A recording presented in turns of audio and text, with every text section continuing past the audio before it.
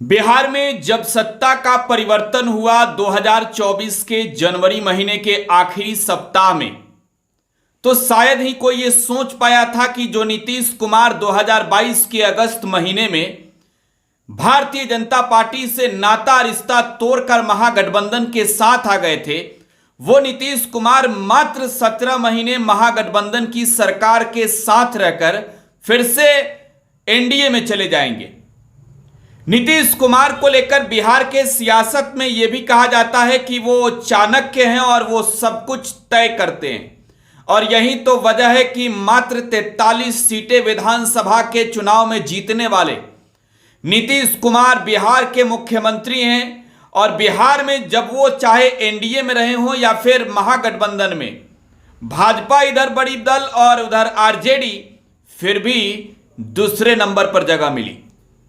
लेकिन आज सत्ता परिवर्तन के उस खेल से पहले हुए जेडीयू के अंदर बड़े बदलाव की कहानियों के साथ साथ आपको इस वक्त एक्सक्लूसिव जानकारी हम देने जा रहे हैं कि बिहार में राजीव रंजन सिंह और ललन सिंह, जो जेडीयू के सुप्रीमो हुआ करते थे, उन्होंने जो है वो ऑफर दिया था तेजस्वी यादव को, और यह ऑफर था तेजस्वी यादव को मुख्यमंत्री बनने का।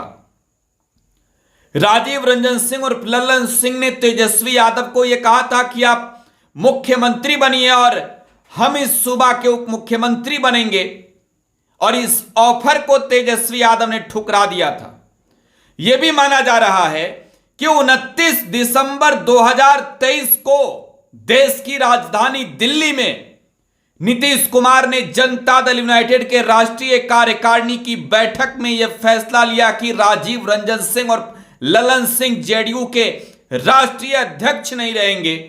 और जब नीतीश कुमार ने पार्टी के सुप्रीमो के रूप में जिम्मेवारियां फिर से संभाली थी, तब भी यह चर्चा था कि राजीव रंजन सिंह और ललन सिंह बड़ा खेला करने की तैयारी में थे। जेडीयू के अंदर भी घमासान था, और ललन सिंह जब जेडीयू सुप्रीमो के पद से हटाए गए, जब नीतीश कुमार ने जिम्मेवारियां संभाली, तब एक और कथा कहानी किस्से सियासत के गलियारों में सुनाई देखने को मिला। और यह चर्चा ये थी कि राजीव रंजन सिंह और ललन सिंह पार्टी के विधायकों को तोड़कर महागठबंधन के साथ जाने के लिए तैयार थे।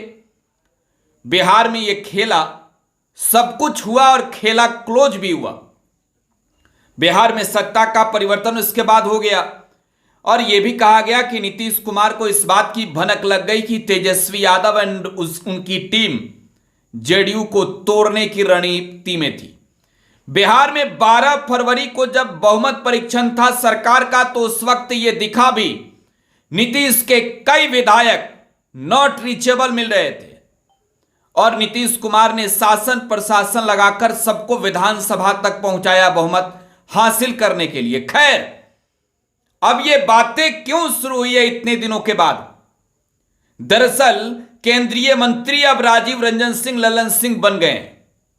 राजीव रंजन सिंह और ललन सिंह मुंगेर के एमपी भी हैं, और जब ललन सिंह आज दिल्ली से पटना लौटे, तेजस्वी यादव के उस बयान का जब वो जवाब दे रहे थे, जिस बयान में तेजस्वी यादव ने कहा कि अगर सामने नीतीश कुमार हो तो आरजेडी और मजबूत होगी और बिहार में 2025 में राष्ट्रीय जनता दल के नेतृत्व में महागठबंधन की सरकार बनेगी, राजीव रंजन सिंह और ललन सिंह ने यह भी कहा कि तेजस्वी यादव सिर्फ ख्वाबी पुलाव खाना जानते हैं, उनके जन्म कुंडली में मुख्यमंत्री बनना लिखा ही नहीं है। अब आरजेडी ने ललन सिंह को एक्सपोज कर दिया है। देखिए, आरजेडी के एक प्रवक्ता है चितरंजन गगन का एक बयान दैनिक जागरण, जो कि एक लीडिंग न्यूज़पेपर है, उसके वेबसाइट पर चल रही है। और दैनिक जागरण के खबर के अनुसार अगर माने तो चितरंजन गगन ने अपने आधिकारिक बयान में यह कहा है कि 2020 से ही तेजस्वी यादव को ऑफर मिल रहा था। देखिए, यह ऑफर कौन दे रहा था? ऑफर देने वाला व्यक्ति कौन था? तो जो व्यक्ति तेजस्वी यादव को मुख्यमंत्री बनने का ऑफर दे रहा था, उस व्यक्ति का नाम था राजीव रंजन सिंह और ललन सिंह, जो उस समय जनता दल यूनाइटेड के राष्ट्रीय अध्यक्ष थे, यानी कि सुप्रीमो नीतीश कुमार भी उनके अंडर पार्टी में। खैर, यह माना जाता है ना कि नीतीश जिम्मेवारियां, जवाबदेहियां उन्हें देते हैं जो उनके इशारे पर चलते हैं। चितरंजन गगन ने अपने बयान में दैनिक जागरण में जो खबर छपी है उसमें यह कहा कि तेजस्वी यादव नहीं चाहते कि वो तोड़ो जोड़ों की राजनीति करे। तेजस्वी यादव का डीएनए ऐसा नहीं है। तेजस्वी यादव उस तरीके की रणनीति पर विश्वास नहीं करते। तेजस्वी यादव जनता से मिले जनादेश का सम्मान करते हैं। अगर यह करना होता तो कब का कर दिए होते, और ललन सिंह की यह बेचैनी है। देखिए, आरजेडी के आधिकारिक प्रवक्ता है चितरंजन गगन। जो पैनल है, उस पैनल में आरजेडी के मीडिया टीम का जो पैनल है उसमें डिबेट के लिए चितरंजन गगन का नाम शामिल है। और चितरंजन गगन जैसे नेता इस बात को लेकर ये कहते हो साफ साफ कि राष्ट्रीय जनता दल को यह ऑफर था कि हम विधायकों को लेकर आ रहे हैं, आप राज्य के मुख्यमंत्री बनिए, हमें उप मुख्यमंत्री बनाइए, हम एक साथ मिलकर सरकार चलाएंगे, तो तेजस्वी यादव ने ठुकराया। हालांकि इस आरोप में कितना दम है इसकी बात बाद में होगी। इस आरोप में कितना सच्चाई है यह बाद की बात है। लेकिन एक सच्चाई है कि जब नेशनल चैनलों पर यह खबर चली, जब दिल्ली में राजीव रंजन सिंह और ललन सिंह से 28 दिसंबर 2023 को मीडिया कर्मियों ने सवाल पूछा कि क्या आप राष्ट्रीय अध्यक्ष के पद से हटाए जा रहे हैं, ललन सिंह ने कहा नहीं। अगले ही दिन 29 तारीख को नीतीश कुमार ने उन्हें पार्टी के सुप्रीमो के पद से हटाया और खुद ये जिम्मेवारियां संभाल ली। राजीव रंजन सिंह और ललन सिंह पर यह आरोप लगे कि वो अपने पार्टी के 11 विधायकों को, मैं 11 विधायकों की बात कर रहा हूं, उस वक्त भी यह चर्चा थी और अब फिर से यह चर्चा शुरू हो गई है।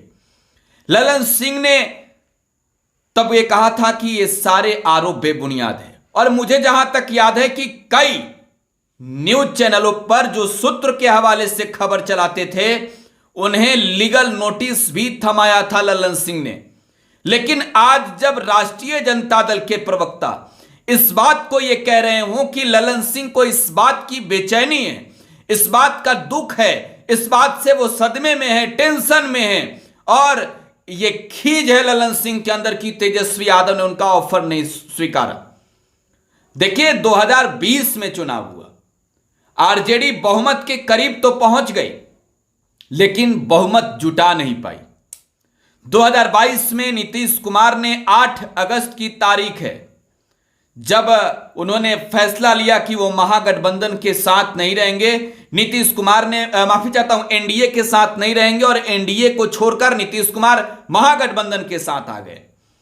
इसके बाद अगर देखी जाए तो बिहार में महागठबंधन में वो सरकार के मुख्यमंत्री रहे और तेजस्वी यादव उप मुख्यमंत्री रहे। हालांकि नीतीश कुमार से ज्यादा मंत्रालयों की जिम्मेवारी तेजस्वी यादव के पास थी।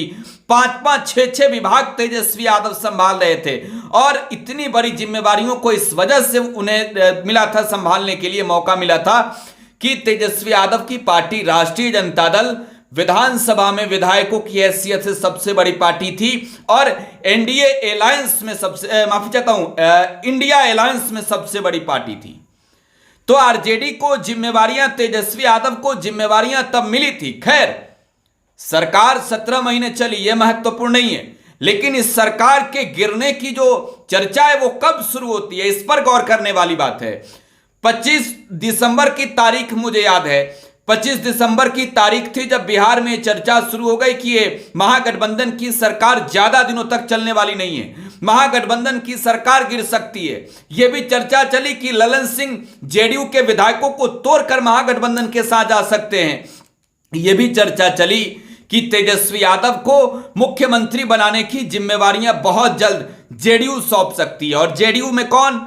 राजीव रंजन सिंह और ललन सिंह, पार्टी के सुप्रीमो। खैर, ये तमाम खबरें सूत्रों के हवाले से चलाई जा रही थी, लेकिन सूत्रों के हवाले से चली खबरें पुष्टि होते गई और उसमें आधिकारिक मुहर लगते गया। राजीव रंजन सिंह और ललन सिंह पार्टी अध्यक्ष के पद से हटाए गए।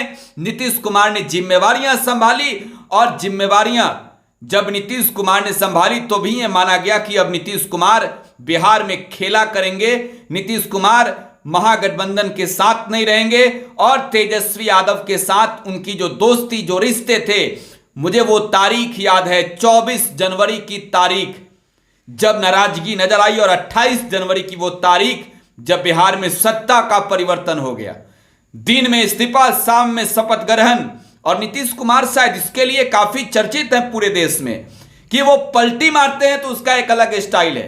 देश के अलग अलग राज्यों में जब सत्ता का खेल होता है, चाहे वो झारखंड हो, महाराष्ट्र हो, तो थोड़ी सी डिले होती है। लेकिन जब बिहार की बारी है तो बिहार में दिन में जो है वो इस्तीफा होता है, शाम में शपथ ग्रहण हो जाता है। दिन में जो सत्ता में है वो विपक्ष में चला जाता है और शाम में जो विपक्ष में है वो सत्ता में चला जाता है। तो ये बिहार की जनता जो है इन चीजों को पहले से जानती है, नीतीश कुमार को बखूबी समझती है। और जो तारीख मैंने बताया बिहार में सत्ता के परिवर्तन का, वो तारीख भी ऐतिहासिक तौर पर कहें तो वो तारीख तय थी, लेकिन पूर्व में ही इसकी एक बड़ी रणनीति हो गई थी और ये रणनीति 2023 के दिसंबर महीने में ही स्पष्ट हो गई थी। बहरहाल ललन सिंह का ऑफर था क्या तेजस्वी यादव को कि आप मुख्यमंत्री बन जाइए, हमें राज्य का उप मुख्यमंत्री बना दिए।